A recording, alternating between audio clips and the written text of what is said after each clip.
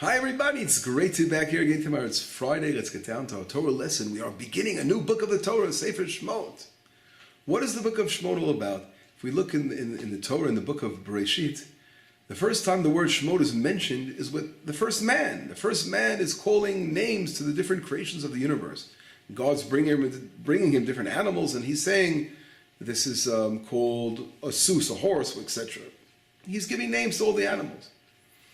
And the Torah uses an interesting expression. It says, everything that he calls it, nefesh chaya, a living soul is his name. In other words, something spiritual is behind this. The first man, Adam Rishon, he knows the spiritual entity. So a name we know is really the spiritual entity behind something. And he is connecting all these different creations of God to its spiritual channel above. And that's why, if we look in the word for name in Hebrew, Shem, Shin Mem, right? That's how you say name. If we look in the word for heavens, it says Shamayim, Shamayim. Shamayim is Shem, his name. It begins with the letters of the word name. In other words, the mahut, the spiritual entity of something, comes way down from the heavens. That's where it comes from. And the first man knew, by calling something by its name, he's going to reveal the spiritual entity of it. He had that power on his great level. So we take this concept to the book of Shemot. These are the names of the children of Israel coming to Egypt, right? They came to Egypt. The whole book is about the spiritual entity of something. What about the spiritual entity of the people of Israel?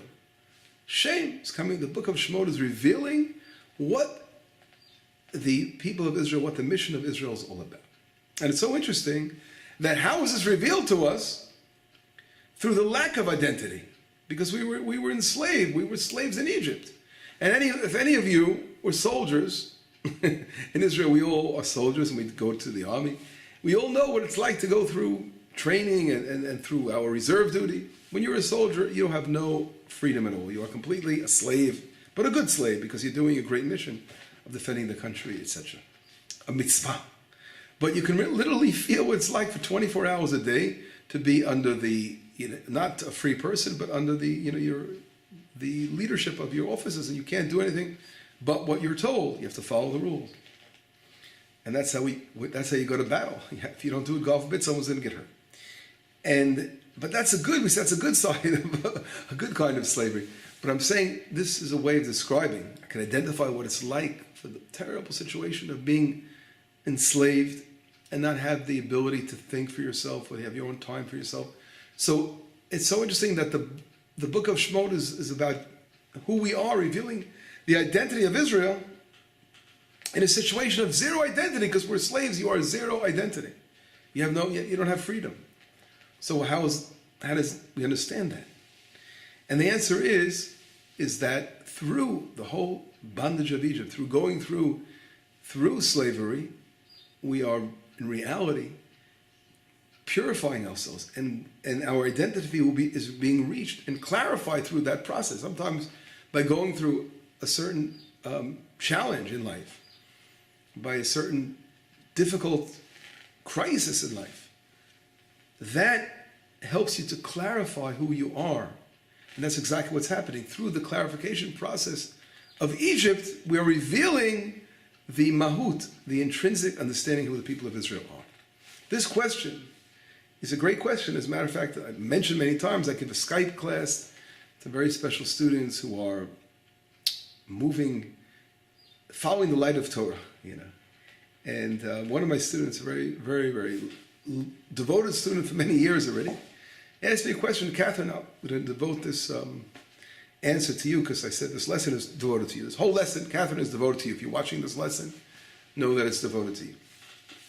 And she asked that question, why do we have to go through slavery? Why do the people of Israel, what did we do? Mostly, we're studying now Maimonides about the free will. We know there's free will in this world. And Maimonides comes along when he explains the story of the bondage of Egypt. He says, what's going on over here? This goes against the rules of free will. How could God harden Pharaoh's heart? And by doing so, he didn't have any free will. Why were the Egyptians punished for what they did to Israel if God hardened his heart? Because we know that the cardinal principle of teaching of Torah is that every individual in this universe has free will. So how could the Egyptians be punished if they were forced to do what they did because they didn't have any free will? And he explains that what happened, that God took away, as a punishment, he took away their free will. In other words, when a person sins over and over again or oversteps his boundaries, God can punish him and not let him come back to him, not return to God, because the whole mission of this world in reality is to find Hashem, to return to Hashem, and to connect to our source. And when a person is so evil and entrenched in those ways, God will take away his free will. And that's what happened in Egypt. But the Rambam doesn't explain why the people of Israel didn't sin at all. Why were they the ones that had to be enslaved and be punished in Egypt? And in reality, what I mentioned is partly an answer already to what Catherine asked, but we're going to expand a little bit more. And this is brought down in the Talmud. It's interesting. The Talmud brings down three explanations. I mentioned this in the past. Why Abraham was to blame, in a way, in quotations, for going down to Egypt. And our esoteric teachers of Kabbalah explained that it was the sin of the first man that caused us to go into Egypt. In reality, it's the same thing. It's just different stages, because if we think about it, when the first man sinned, and that's something we all, very deep things mentioned in the book of Genesis, this tree, eating from the, again, it's a doubt that we know of good and evil, and we know what happened. The whole story of eating from the tree and causing being exiled from, that was the first exile over there took place, right? Being exiled from the garden. But these things are very esoteric. We have to understand that there are spiritual, very deep things behind them, and they're not meant to be understood in a simplistic understanding. But we learn from the sin of the first man that something happened, like an explosion in the world. Speaking of big bangs in the world, that caused a big bang in the world when the first man sinned. And the world was damaged. And therefore, Judaism is not like other religions that say a person is born in sin. We're not born in sin. We're born very pure. And every person is born pure. But it doesn't mean we don't have what to rectify, right? We're born pure, but we can't turn our back because we're all connected to our source. So we all came from the first man. What does that mean? That we can't turn our back and say, okay, I don't know who this person is. You live in a situation where you're surrounded by a world, by nature, by humanity, society, and we can't turn our backs to society and to the world. And therefore, when the first man sinned, he left the world in a certain position. And those who came later have to rectify that position. And the same thing, as generations go on, we look at the world, what's around us, what do we have to rectify? And therefore, we're not created in a bubble, as we say in a bu'ah in Hebrew. We're all connected to our previous generations. And therefore, when our sages come along and say to us, we went down to Egypt because of the first man's sins, why is it fair that we're punished? No, it's not fair, but it's a reality that came to be as a result of previous generations, that they're pushing things into reality. Now, I have to add another thing to this. We have free will in the world, and as we mentioned before, it's a cardinal principle, but there are things certain things we don't have free will over. Person obviously can't say overnight, I want to turn into a bird now, I want to start to fly, whatever. It doesn't work that way. We're created as human beings. We're created as there are females in the world, males in the world. Some people try to change that. But in reality, there are certain things that we have no free will over, for sure. God has a divine plan in the world. And the divine plan, we have no free will over. That's his divine plan. But within the fabric, within the framework of that divine plan, we have tremendous, as we say in Hebrew, timrun, tremendous maneuvering ability. We can maneuver within that realm of the divine plan. And that's really the situation. Within the divine plan, God planted a seed of the people of Israel. This is something we have no control over. God created this as an entity, the people of Israel, as a nation that has to be a light to the world. And with its special soul that we call Knesset Yisrael, we mentioned this in the past. And the nation of Israel has to live up to its function. And the world, the entire world itself, has their amazing, again, function in the world as the nations of the world. It's interesting that it's brought down in the Ramak, one of the great Kabbalistic teachers. He says, when we know after the first man sinned, it says God gave them garments, right? Not all, vayal b'shem. He gave them like garments of skin, and he dressed them. Now, or in Hebrew could mean two things. It could mean skin, if you spell it with an ayin, the letter ayin. But if you spell it with the letter aleph, it's light. So what do they have? Garments of light or garments of skin? Well, the Torah says it uses the letter ayin, it means with skin garments. But in reality, those letters are interchangeable. And the reason, because he sinned, they became garments of skin. Now, what is ayin in Hebrew? Ayin represents 70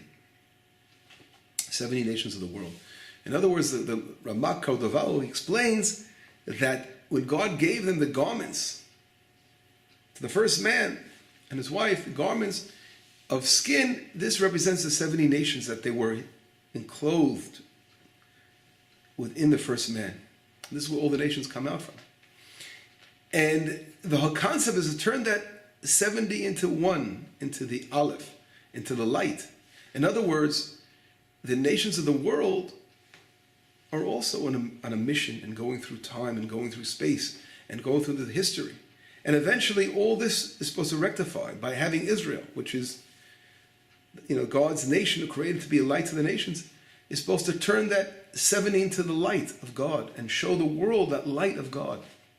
And that's really the process of that goes on. It's very interesting that one of the explanations of the Talmud why we went to Egypt was because Abraham did not want to convert. He didn't want to help convert the captives that he kept when the war went on of Sodom and Amorah. We know that Abraham was successful in battle. So the king of Sodom comes out. The war of the 4 kings against the 5 kings. So the king of the Sodom comes out and he says to Abraham, "Give me the people, and you take the possessions." And Abraham, by giving away the people, our rabbis understand he gave them back to that skin, the foreskin, the klipot, the shells, instead of the husks, right? Instead of rectifying them, bringing them back under the wings of the divine presence, of teaching them Torah and bring them back, he sort of pushed them away. And that was the cause of going down to Egypt. So that's one of the reasons that would have brought down. It connects to the sin of the first man, as we saw before. So in reality, us going down to Egypt, we have no control over that. Catherine, yes, the question, but all those who are, of course, listening, we have no control over that, because that was already part of the process that we have to cleanse and rectify. By Israel going down to Egypt, and we were within the shells, the husks of Egypt, and it was really literally inside this furnace, in a furnace we call it, and we have to purify. It's like taking a metal, a beautiful metal of gold or silver, and you want to put it inside a furnace to burn away all the impurities. So by going through there, we were cleansing ourselves, going through a sifting process. And by doing this, we were revealing who we are, the shame, the mahut. As we opened up the lesson with, we were revealing who the people of Israel are. We had to go through the furnace in Egypt to come out to the world and say, wow, this is the nation of Israel. This nation of Israel is going to lead the world eventually into coming back and to turning those 70 garments into the garments of light instead of skin, representing foreskin, the klipot, the shells, the husks, but showing everyone's going to speak one language again at the end of time. So we go and we see in the book of Genesis, we learned about the Tower of Babylon. Everyone there lost the language, right? They all got scattered around. The different languages were formed because that was the dispersion of the nations. But in reality, we have to come back to one clear language, and that's Torah. And the whole world has to begin to return to the light of God. And this comes through Israel, the nation of Israel. And therefore, we have to go through the furnace of Egypt to reveal who we are. To reveal who we are, to cleanse us. Only when you go down to the furnace, when you're going through the bondage of slavery, sometimes as I mentioned before, through crisis and through hardship, we're revealing our mahut is becoming revealed. And that's really, again, these things are very deep, but that's how our sages explain the whole process of going to Egypt. And there's a lot more in this area, but we are now just touching upon the general general explanations now to understand basics. And from here, of course, you can go in depth study on this just the whole concept of why we have to go to Egypt. The Maharal of Prague wrote a whole book, Netzach Yisrael, all about these kind of things, understanding this.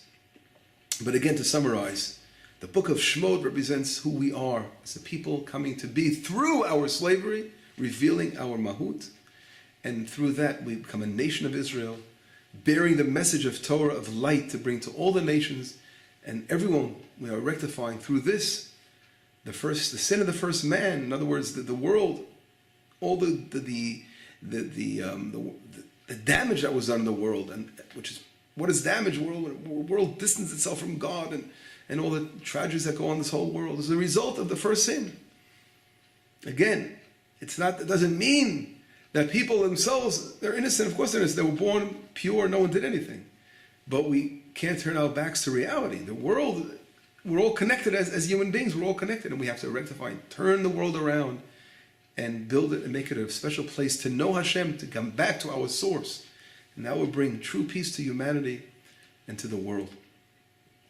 And I can end this lesson as I understand the inauguration day. I know many people travel from Israel to be a new president of the United States, Donald Trump. And we have to realize that, we also read about this week's portion, Vayako Melech Hadash al Mitzrayim, a new king came upon Egypt who did not know Joseph. And here we hope very well that he will know Israel and know Joseph.